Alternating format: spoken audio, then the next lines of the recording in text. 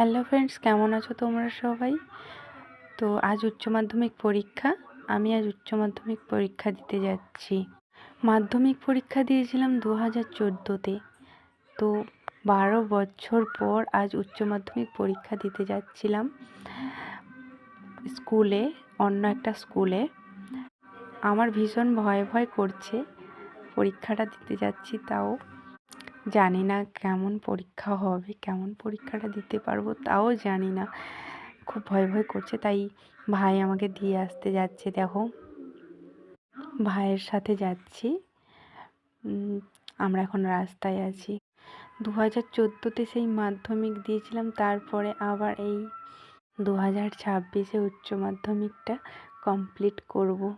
জানি না কেমন নাম্বার পাবো, তো স্কুলের ভিডিওটা নিয়ে নিলাম পরীক্ষার শেষে। কারণ ফোন তো ওখানে অ্যালাউ ছিল না, তাই পরীক্ষা শেষে একটু ভিডিওটা নিয়ে নিলাম স্কুলে ঢুকতেই তো প্রথমে খুব ভয় ভয় করছিল। তবে আজ বাংলা পরীক্ষা ছিল, বাংলা পরীক্ষাটা ভালো হয়েছে মোটামুটি।